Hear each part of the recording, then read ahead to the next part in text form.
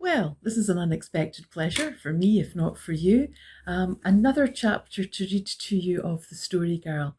I'm coming to you from Edinburgh and I'm reading on the first day of spring, and it's been a beautiful day here. I'm just in the mood to top it off with a chapter of L.M. Montgomery. So here we are, chapter 25, A Cup of Failure.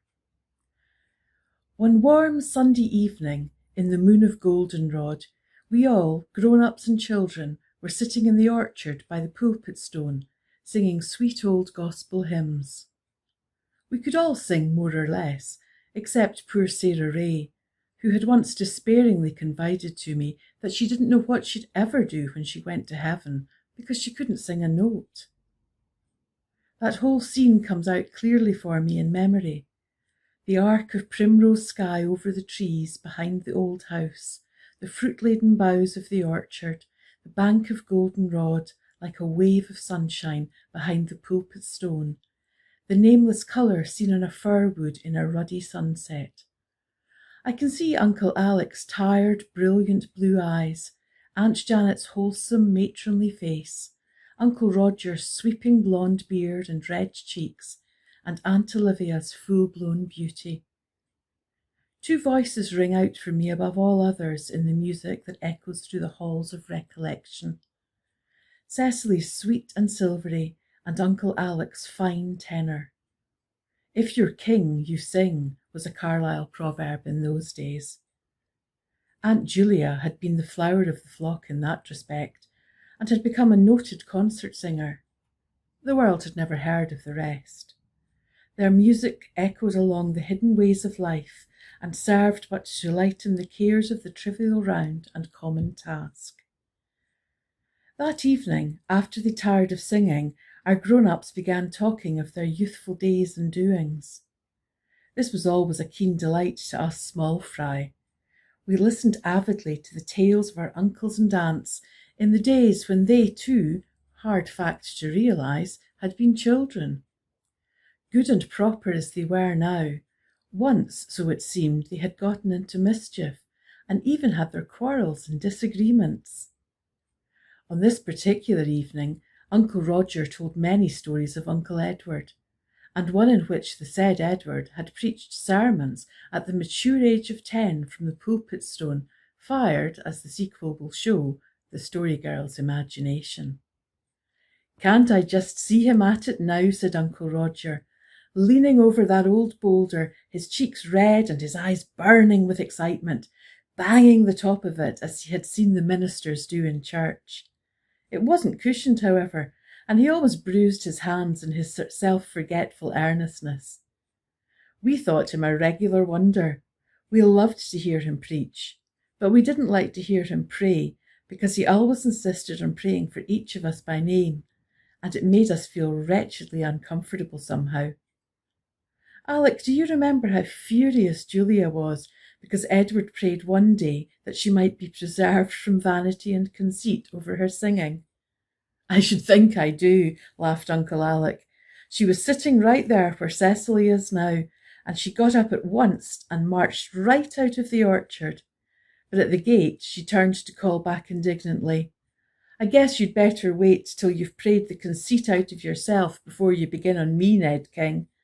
I never heard such stuck-up sermons as you preach.' Ned went on praying, and never let on he heard her. But at the end of his prayer he wound up with, 'O God, I pray to you to keep an eye on us all, but I pray you pay particular attention to my sister Julia, for I think she needs it even more than the rest of us, world without end. Amen.'" Our uncles roared with laughter over the recollection. We all laughed indeed, especially over another tale in which Uncle Edward, leaning too far over the pulpit in his earnestness, lost his balance altogether and tumbled ingloriously into the grass below. "He lit on a big Scotch thistle," said Uncle Roger, chuckling, "and beside that he skinned his forehead on a stone. But he was determined to finish his sermon, and finish it he did. He climbed right back into the pulpit with the tears rolling over his cheeks and preached for 10 minutes longer with sobs in his voice and drops of blood on his forehead. He was a plucky little beggar, No wonder he succeeded in life. And his sermon and prayers were always just about as outspoken as those Julia objected to, said Uncle Alec. Well, we're all getting on in life, and Edward is grey. But when I think of him, I always see him a little rosy, curly-headed chap laying down the law to us from the pulpit stone. It seems like the other day that we were all here together, just as these children are, and now we are scattered everywhere. Julia in California, Edward in Halifax, Alan in South America, Felix and Felicity and Stephen gone to the land that is very far off. There was a little space of silence, and then Uncle Alec began, in a low, impressive voice, to repeat the wonderful verses of the 90th Psalm, verses which were thenceforth bound up for us with the beauty of that night and the memories of our kindred. Very reverently, we all listened to the majestic words. Lord, thou hast been our dwelling place in all generations. Before the mountains were brought forth, or ever thou hadst formed the earth and the world, even from everlasting to everlasting, thou art God.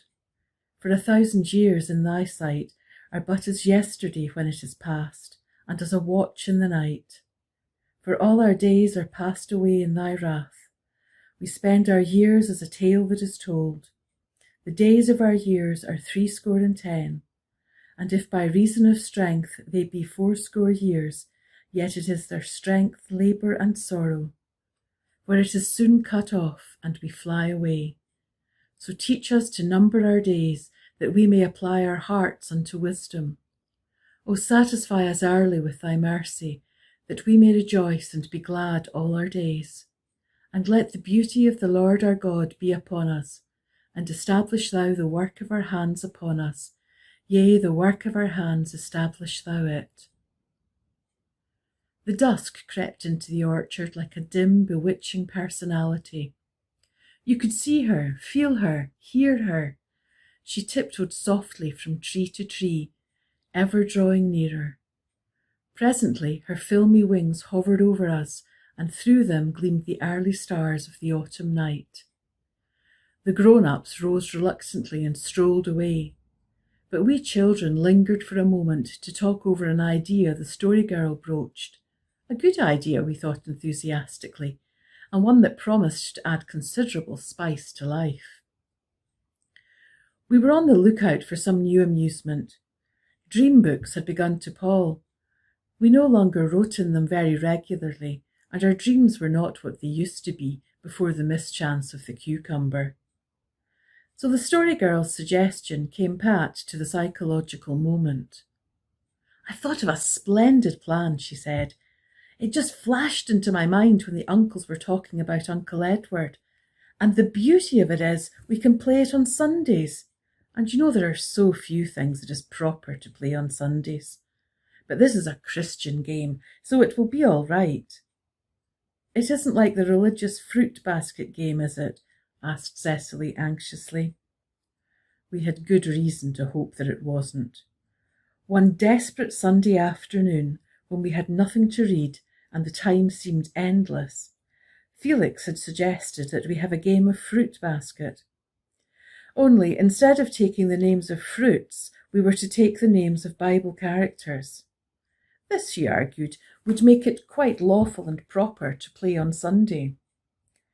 We too, desirous of being convinced, also thought so. And for a merry hour, Lazarus and Martha and Moses and Aaron and sundry other worthies of Holy Writ had a lively time of it in the King orchard. Peter, having a scriptural name of his own, did not want to take another. But we would not allow this, because it would give him an unfair advantage over the rest of us. It would be so much easier to call out your own name than fit your tongue to an unfamiliar one. So Peter retaliated by choosing Nebuchadnezzar, which no one could ever utter 3 times before Peter shrieked it out once. In the midst of our hilarity, however, Uncle Alec and Aunt Janet came down upon us. It is best to draw a veil over what happened. Suffice it to say that the recollection gave point to Cecily's question. No, it isn't that sort of game at all, said the Story Girl. It is this. Each of you boys must preach a sermon as Uncle Edward used to do. One of you next Sunday and another the next, and so on. And whoever preaches the best sermon is to get a prize. Dan promptly declared he wouldn't try to preach a sermon, but Peter, Felix and I thought the suggestion a very good one. Secretly, I believed I could cut quite a fine figure preaching a sermon. Who'll give the prize? Asked Felix. I will, said the Story Girl. I'll give you that picture Father sent me last week. As the said picture was an excellent copy of one of Landseer's stacks, Felix and I were well pleased, but Peter averred that he would rather have the Madonna that looked like his Aunt Jane, and the Story Girl agreed that if his sermon was the best, she would give him that.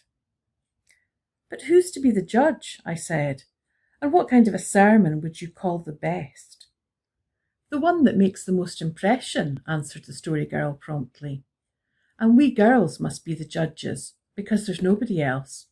Now who is to preach next Sunday? It was decided that I should lead off, and I lay awake for an extra hour that night, thinking what text I should take for the following Sunday. The next day I bought 2 sheets of foolscap from the schoolmaster, and after tea I betook myself to the granary, barred the door, and fell to writing my sermon. I did not find it as easy a task as I had anticipated, but I pegged away grimly at it, and by dint of severe labour for 2 evenings, I eventually got my 4 pages of foolscap filled, although I had to pad the subject matter not a little with verses of quotable hymns. I had decided to preach on missions as being a topic more within my grasp than abstruse theological doctrines or evangelical discourses. And mindful of the need of making an impression, I drew a harrowing picture of the miserable plight of the heathen, who in their darkness bowed down to wood and stone. Then I urged our responsibility concerning them, and meant to wind up by reciting in a very solemn and earnest voice the verse beginning, "Can we whose souls are lighted?" When I had completed my sermon, I went over it very carefully again, and wrote with red ink, Cecily made it for me out of an aniline dye, the word thump, whenever I deemed it advisable to chastise the pulpit. I have that sermon still, all its red thumps unfaded, lying beside my dream book, but I am not going to inflict it on my readers. I am not so proud of it as I once was. I was really puffed up with earthly vanity over it at that time. Felix, I thought, would be hard put to it to beat it. As for Peter, I did not consider him a rival to be feared. It was unsupposable that a hired boy with little education and less experience of church-going should be able to preach better than could I, in whose family there was a real minister. The sermon written, the next thing was to learn it off by heart, and then practice it, thumps included, until I was letter and gesture perfect. I preached it over several times in the granary with only Paddy sitting immovably on a puncheon for audience. Paddy stood the test fairly well. At least he made an adorable listener, save at such times as imaginary rats distracted his attention. Mr. Marwood had at least 3 absorbed listeners the next Sunday morning. Felix, Peter and I were all among the chiels who were taking mental notes on the art of preaching a sermon. Not a motion or glance or intonation escaped us. To be sure, none of us could remember the text when we got home, but we knew just how you should throw back your head and clutch the edge of it on the pulpit with both hands when you announced it. In the afternoon, we all repaired to the orchard, Bibles and hymn books in hand. We did not think it necessary to inform the grown-ups of what was in the wind. You could never tell what kink a grown-up would take. They might not think it proper to play any sort of a game on Sunday, not even a Christian game. Least said was soonest mended where grown-ups were concerned. I mounted the pulpit steps, feeling rather nervous, and my audience sat gravely down on the grass before me. Our opening exercises consisted solely of singing and reading.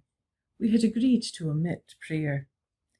Neither Felix, Peter, nor I felt equal to praying in public.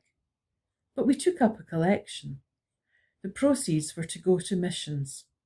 Dan passed the plate, Felicity's rosebud plate, looking as preternaturally solemn as Elder Fruin himself. Everyone put a cent on it. Well, I preached my sermon, and it fell horribly flat. I realised that before I was halfway through it. I think I preached it very well, and never a thump did I forget or misplace. But my audience was plainly bored. When I stepped down from the pulpit, after demanding passionately if we whose souls were lighted and so forth, I felt with secret humiliation that my sermon was a failure. It had made no impression at all. Felix would be sure to get the prize. That was a very good sermon for a first attempt, said the story girl graciously. It sounded just like real sermons I have heard. For a moment, the charm of her voice made me feel that I had not done so badly after all. But the other girls, thinking it their duty to pay me some sort of a compliment also, quickly dispelled that pleasing delusion. Every word of it was true, said Cecily, her tone unconsciously implying that this was its sole merit. I often feel, said Felicity primly, that we don't think enough about the heathens. We ought to think a great deal more. Sarah Ray put the finishing touch to my mortification. It was nice and short, she said. What was the matter with my sermon? I asked Dan that night. Since he was neither judge nor competitor, I could discuss the matter with him. It was too much like a regular sermon to be interesting, said Dan frankly. I should think the more like a regular sermon it was, the better, I said. Not if you want to make an impression, said Dan seriously. You must have something sort of different for that. Peter now, he'll have something different. Oh, Peter, I don't believe he can preach a sermon, I said. Maybe not, but you'll see he'll make an impression, said Dan. Dan was neither the prophet nor the son of a prophet, but he had the second sight for once. Peter did make an impression.